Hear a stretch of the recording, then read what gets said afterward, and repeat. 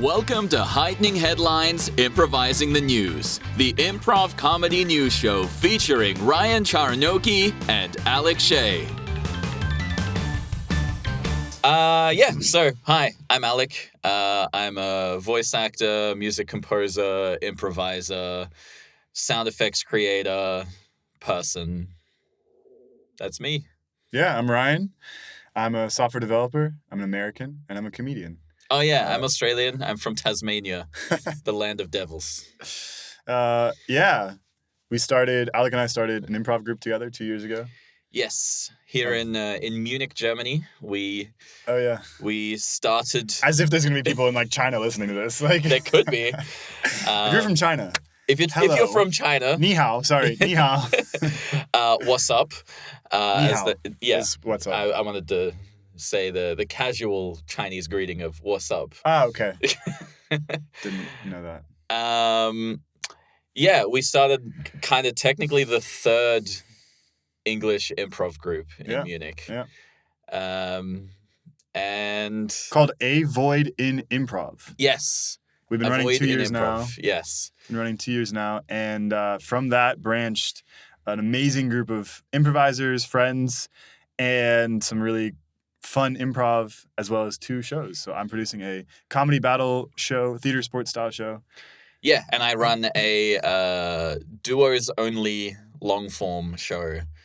We often, both of us, UFC and my show, we bring special guests from other parts of Germany, other parts of the world. We've had Casey Faye from LA. We've had Rob Norman from Toronto. We had Gonzalo and Constantine from Berlin. Who else have we had? Is that it so far? Make up names at this point. Nobody knows. We had Ogly Boggle. Oh yeah, Ugly Boggle. Yeah. Yeah. From Boggleton. Yeah. Crazy name for where he's from. Scott Besson, the Treasury Secretary, U.S. Treasury Secretary. That actually sounds like a real guy. It is a real guy. Yeah. Oh, okay. We had the Treasury Secretary. Famed improviser in Germany, actually. Oh, before really? Getting into politics. Yeah. Crazy. And then we had John Smith, the notable. The one who wrote. What, the economic hand? The invisible hand? No, Adam Smith. The other one. Oh, the other one. His brother. Yeah. He was admitted to hospital later with his sister Jane Doe, who married and changed her last name. You know what's tragic? There's so many deceased people by the name of Jane Doe. I thought you were just going to say, you know what's tragic? There's so many deceased people. And I was going to be like, yeah, there is. There's a lot. I would actually say out of all of the people that existed in all of time and space forever, most of them are deceased. Yeah, I guess so. And I don't think that'll ever change. Yeah. It could, but I don't think it will. I just realized the hospital thing, it's John Doe and Jane Doe, not John Smith. Oh. But you know Adam Smith, the invisible hand? Nope.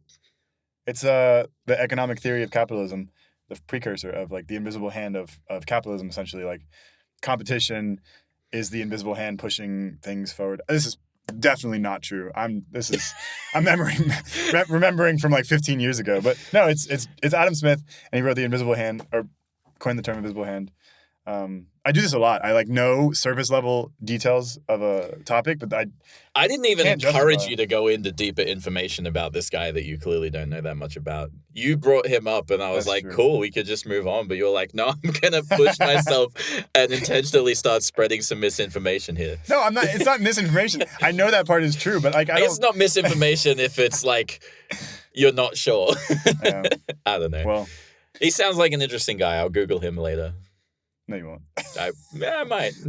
No, you won't. I might Google invisible hand. Because that sounds pretty useful, to be honest. When you got like a hot dog in one and your phone in the other. And then you couldn't see it. You can feel it. You sure? I need to find out. Your body has a sense of where your limbs are without looking. And some people call it your sixth sense. Did you know about that? I did not. So, like, if you close your eyes, you can...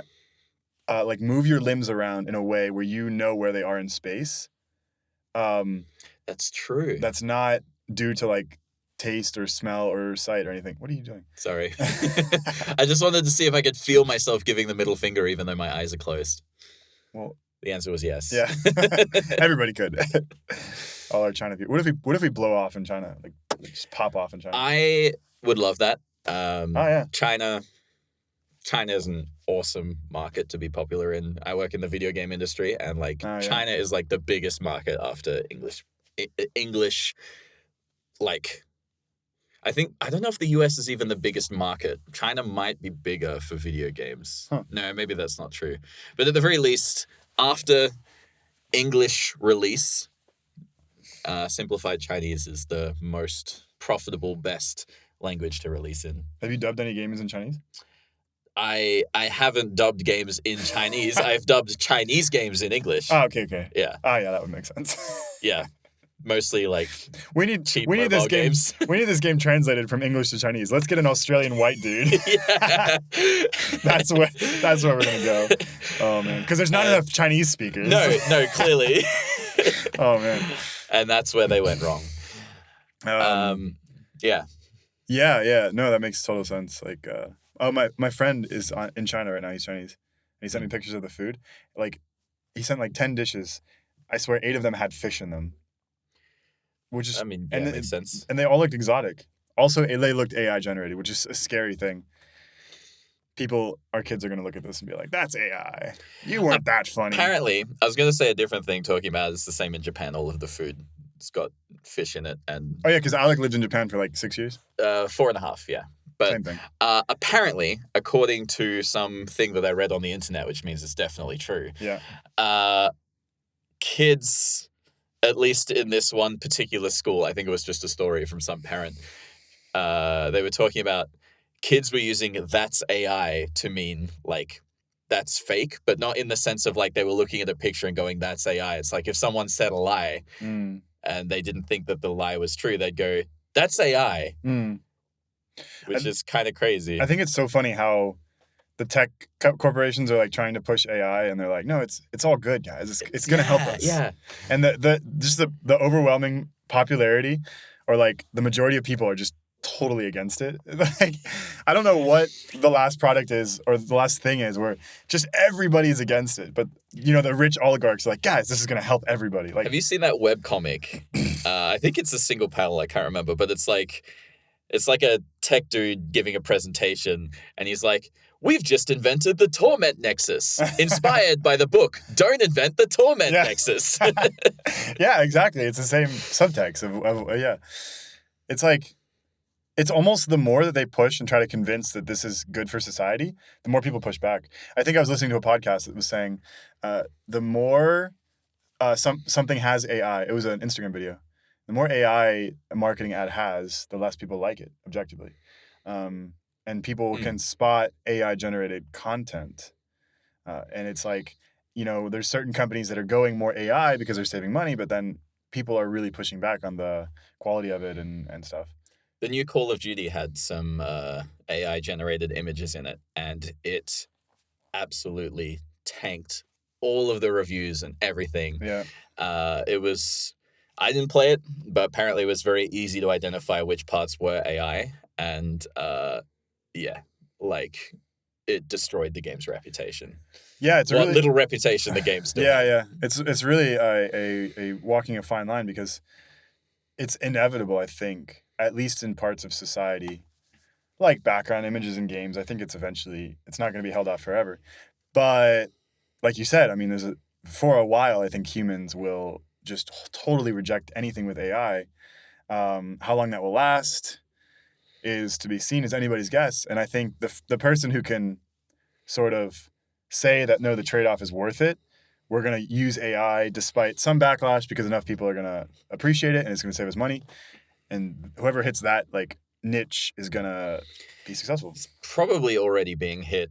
In some areas, yeah. But the biggest concern is the fact that all these AI companies are just scraping all of these images, all of these people's voices, all of this whatever, without any permission to do so, in 99% of cases. Mm-hmm.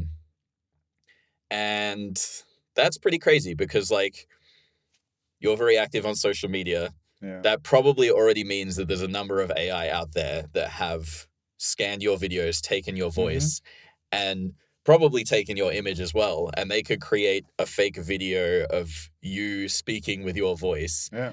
And legally, currently, there's not really anything that anyone can do to stop them. Yeah. You could maybe claim that specific video if they're very intentionally trying to impersonate you personally. But if they create a character that's like 98% you, but called Ryan Charnoky, Yeah. they might be able to get away with it with like zero legal repercussions. It reminds me, I saw an AI-generated Instagram account in my niche, which is like dumb traveler stereotypes. And check me out, Ryan Stands Up on Instagram. But check me out, Alec Sits Down. No, that's not my account. Alec Shea Improv. That's your X-rated account. That's my actual account. Oh, I said X-rated, but oh yes, yeah, improvised sex. Isn't it all okay? Versus most of my sex is scripted. This Right. account is specifically unscripted. That's what those scripts were. I was like, what? Who's gonna think this is funny? Where's the laughs? Yeah, it's just like dot. Oh yeah. Yeah, I made some comments on the timing because I really think you could make some jokes in there. I also felt like we could have compressed it a bit Yeah. more. I felt like it was going on a bit long. It was running at like Don't tell 11, anybody 12 that. seconds. I thought we could bring it down to 7, 8. Oh, okay. Different experience. But yeah, I was saw this account in my niche, which is really scary. And it was clearly AI generated. They didn't have a lot of following. And it was very weirdly, perfect in the AI way. It's just sad to see anybody would create something that other people are trying to create, I mean, nobody in this space has 1 billion followers. Okay, that's unrealistic. Nobody in this space, in my comedy space, has like, 10 million followers and they're just killing it and they have their whole life set up. We're all like artists, creatives, trying to improve our place in the artistic world. So to see that take over that niche, it's not going after the biggest, it's going after the average artist, it's a bit sad. But nobody supported them, so haha. Good. Yeah. But that's why one of the many, many reasons why I love improv and unscripted comedy, unscripted theater, anything that's really built around like genuine human emotion and reaction and influence, because I don't think that's something AI will ever be able to replicate in a way that feels human. Definitely not. I think a good comparison for this is the advent of TV. You could argue would have stopped people from going to theater because it's perfect in a way that theater can never be inherently, because theater is live. But it didn't, because there's a different vibe in the room. There's a different feeling when you're up close and personal. And even now, with the quality of television we have, you still see people going out to live events. You can see the greatest comedians in the world on Netflix, and people do. It hasn't it hasn't had no effect on the industry, but people still go to live comedy shows. And actually, even speaking of like watching on TV, like the thing that I watch most often is channels like Dropout, Smosh, right? Channels like I would pick them over like most comedy shows I've watched on places like Netflix. There's some good ones, don't get me wrong, but because it's filmed and created in a way that is like so authentic and so real, and like so much of the comedy just comes out of that like feeling of like being around your friends, having a good time. Someone says something funny, someone adds something funny onto it in a way that's so organic. Yeah, it's totally right. I had to reconcile this when I started thinking about doing content on Instagram. Why are people watching Instagram videos? I wanted to understand why so that I could recreate it.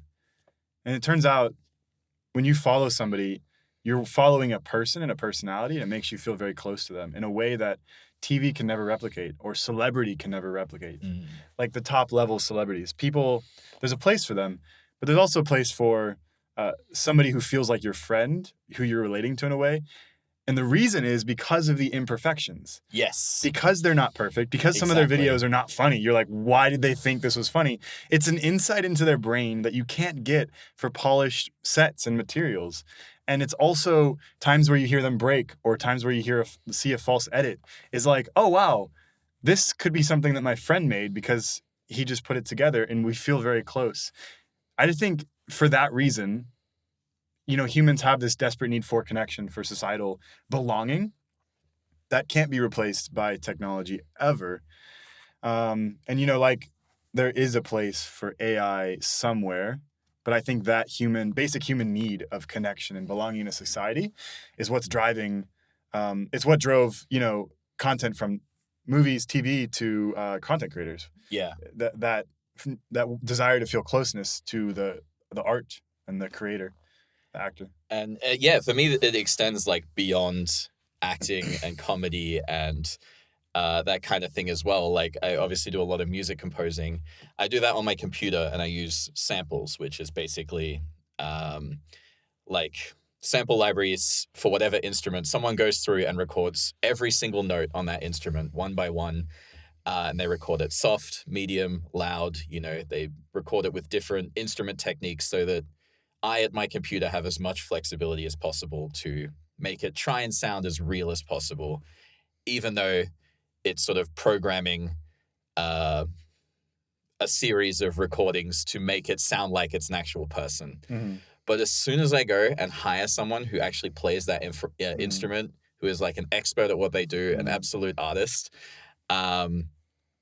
it's just not the same. It's like...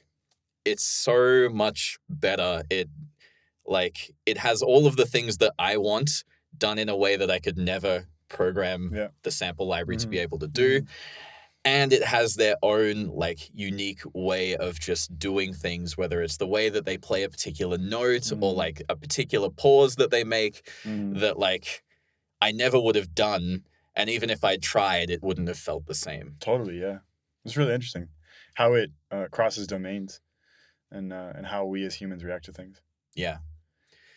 We could talk about AI for hours, but I don't think anybody's gonna I was actually just thinking, like, God, are we really those fucking people who in the first fucking episode of their podcast, oh, AI, this is why it's bad. Guys, we are the first to ever talk about AI. We are the first people to ever talk about AI on a podcast. You've heard it here first. AI is bad for society, and nobody else will tell you that. Bad for artists, bad for creativity. Yeah. Let me pull out, because there's definitely topics that are like... on there's like fun science topics or like health and science topics, right? I mean, they're things ones, that exist. I don't know what's in the news with them recently. You have to go to like the back because they all got their funding cut. Yeah, true. They got circumcised. Socially circumcised. That is a phrase. Yeah. Yeah. When someone cuts off your ability to do something in a social situation, I think calling that socially circumcised should be a thing. You're gonna start that? You've heard it here, folks. Yeah, socially circumcised. AI, when you start using that term, give us credit. That's when. I mean, that to me, that sounds like an example of it. Like when you're saying about like, oh yeah, I've been making this cool thing, and then someone goes, oh yeah, AI already did that, and you can go, fuck, AI socially circumcised me again. Nobody's going to say that. I think everyone's going to say that. Get in the comments, all right? Get in the comments. Tell me if you're going to start saying that AI socially... All four people. Call to action. All 4 people. I want all 4 people that are listening to this to get in the comments and say, AI socially circumcised me. God, this is the most self-absorbed thing I've ever done. Let's put a recording device on my voice because so many people are going to be interested in what I'm saying. And then tell people to comment that AI socially circumcised them. I often have this thought about stand-up. It's such a self-absorbed activity to assume that other people are interested in what you have to say just because you're saying it. It's a dichotomy with me. Anyways, I can talk for hours. We have to figure out what we're talking about. This is my idea. You know the details of the Louvre. Yeah. Let's go with that one. We'll just try with this one. You've heard it here first. That should be our name of our podcast. You've heard it here first. And then just talk about the most washed topics. That's actually a pretty good name for a podcast. You've heard it here first. You've heard it here first. I like that. But we talk about news stories that are at least 6 months old. Or we just don't even talk about news. We just make up phrases that we're going to convince people are popular now. God. Like AI socially circumcised me. You heard it here first. I don't want to be the part of this. Okay, we're improvising. We're two museum goers at the Louvre. On the day it was robbed. No, yeah, okay. we're not the robbers. No, we're adjacent characters. We're just two museum people. This is more interesting. We're setting the scene. So I would like you to introduce yourself, and I will introduce myself, and then we will start our scene. Hello, I am Jean-Pierre. Sorry, it's Jean-Pierre. Jean-Pierre. Yeah, don't be stereotypic at all. Jean-Pierre, baguette. Oh, okay, go on. All good characters start. Never mind. I'm Jean-Pierre. I come to the Louvre every day because I work here. I am the protector of the crown jewels. My name is Jacob. I'm a visitor from Chicago, the suburbs of Chicago in America. And this is my graduation trip. I graduated college, and now I'm getting a trip to Paris, which I've always wanted to visit, and this is my day at the Louvre. I studied art history, so I'm a huge art history fan, and this is my first opportunity to see the Louvre. So excited. I've done all my research about the pieces. I planned the entire day for the Louvre, and I'm going to spend hours in every gallery. Oh, putain burger. What do you want, huh? I was just asking, is this from France originally, or was it brought here? Yeah, is this from France? Look, the person who made it, his name is fucking Gautier. Oh, yeah, I didn't know if that was a French name or not. I didn't want to assume, I hadn't heard of the artist, so. Are you fucking stupid? No, sorry, Is your first day in France? Actually, it is. I'm American. Oh, good. You have enough time. You go now. You can go home, okay? Yeah, sure. Yeah, okay. Hey, can I just ask one more question? What? I don't know. Maybe this is not appropriate. Do you think I'm annoying? Yes. No, like. Okay. You are a stupid American kid. You come here, you ask me if a painting by Gautier is from France. Yeah, you are fucking stupid. You are annoying. Just, what do you want, huh? What do you want to see, huh? I'm sorry to put this on you. My girlfriend broke up with me like a week before the trip. She was supposed to come on the trip with me, and she... What, then you only have one? She said, yeah? What? Well, this is your problem. You get the two, and then you lose one, you have a second one, huh? How many do you have? 6. Do they know about each other? Yes. They are also in, ménage à trois. I don't think that's for 6. It's ménage à trois, and then a ménage à trois is deux ménage à trois. 4 French words. You just used them all up. I have many more, but I will not use them because they are not appropriate for this situation. Huh? No, I don't think I'm that annoying. Like, my girlfriend was like, she just finds my voice annoying. I'm starting to see why she broke up with you, huh? No, You come to me, I am at my work, I protect the crown jewels, and you are here. You ask me about Gautier, and I say go away, and you are still here. I do not know what the problem is. I just wanted to know about the art pieces and about your life, and... My life, I come here every day, I protect the crown jewels, and then I go home. Huh? Where do you go? Home. Where? Home. Rome. Not the guy who made the electric circuit. With home, I go home to my house. To your house? What is that? It's your building where I live, eh? Your apartment. Yes. Your home. My home, yes. Well, how long does it take you to get there? It is Paris. It takes anywhere between 6 minutes and 45 hours. 45 what? 45 hours. If there's a traffic jam, I just sleep at the Louvre because I cannot go home. It is... Go where? You say a 6-minute walk. You said home. I said home. I think I got you. Sometimes my accent is not as sick as other times, huh? Whoa. What's going on? It's probably another one as a person throw a cup of cake at the Mona Lisa. Huh? Cup of cake? Yes. What is that? That was a real thing that happened. Cup of cake? A cup of cake, and she threw it at the Mona Lisa. It was a real thing that, what? That was a real thing that happened.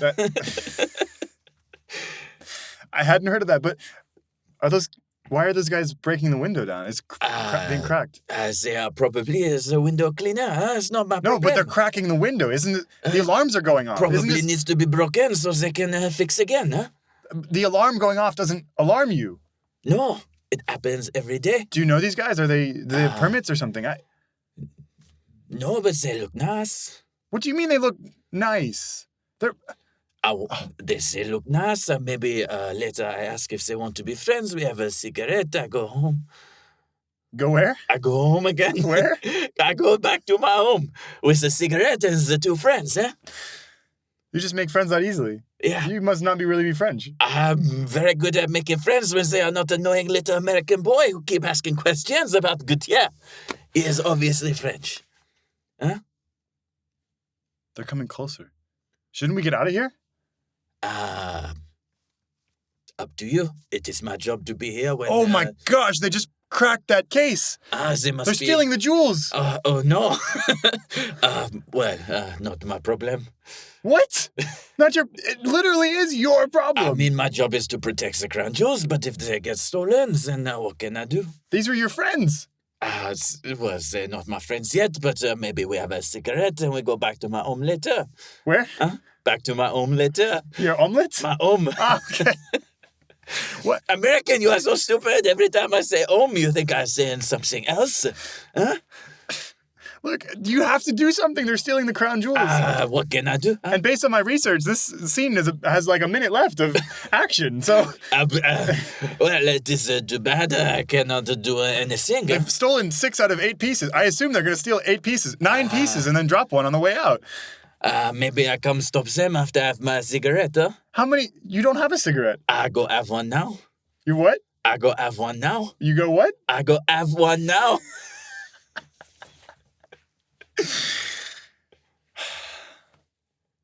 Hey, do you guys think I'm annoying? Yeah.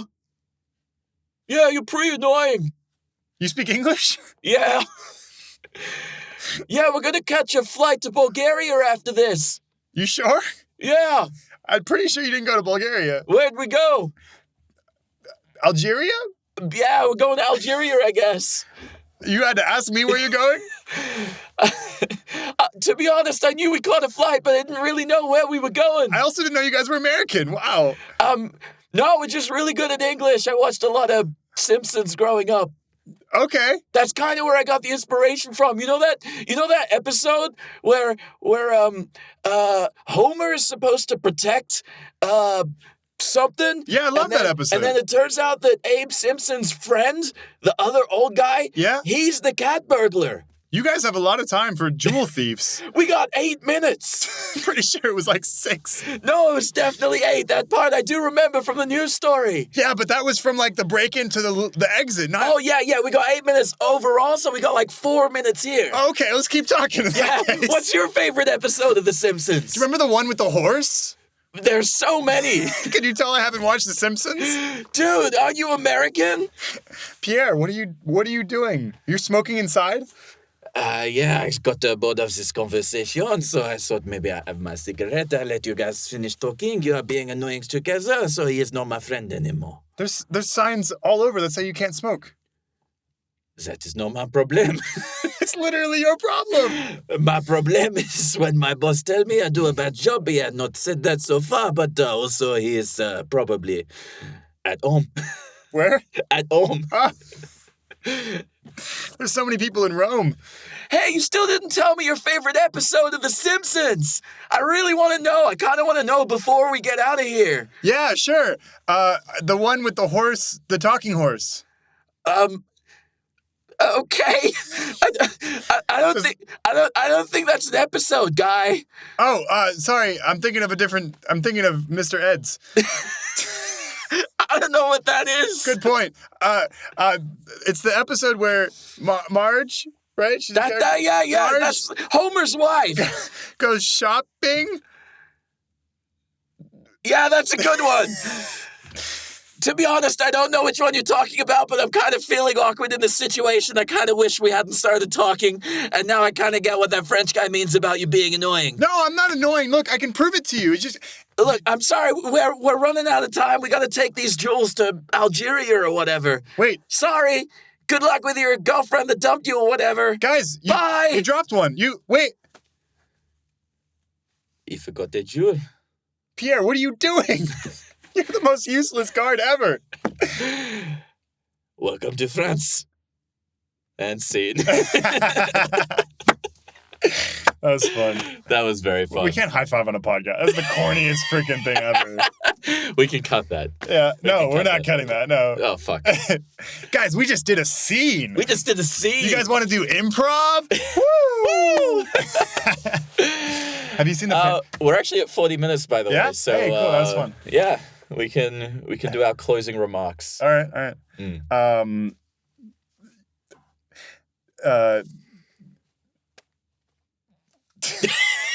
What did the goldfish say to the otter? Get the fuck out of my house. I don't know. I'm valuable. Do you think the Guys, the Louvre My robbers... stand-up is much better. Do you think the Louvre robbers accidentally stole a goldfish thinking it was also one of the crown jewels? No. Why would they? No. I just love. Just wondering. I love the scene that they had nothing better to do Talk about the than Simpsons. talk about the Simpsons. They engaged with this random customer who wasn't afraid of them at all.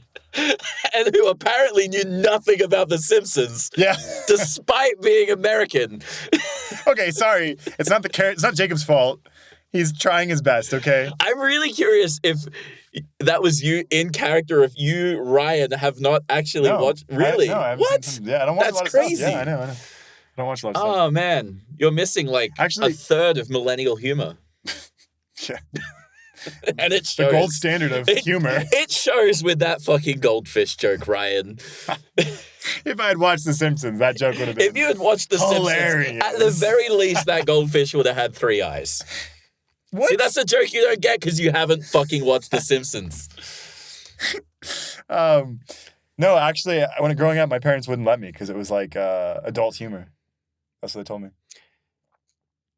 It was rated PG. Welcome to growing up in America in the 90s. That's fair. You know what? You are from Florida. Yeah. I could, I could go swimming by myself or just anywhere, but like, my mother had to search every one of my Halloween candy Oh, jeez. because there could have been a razor blade inside of it. Anyways. Well, you heard it here first, folks. Ryan is from Florida. I am from Tasmania, and this is the You Heard It Here First podcast. Like, subscribe, give us a rating, and Alex going home.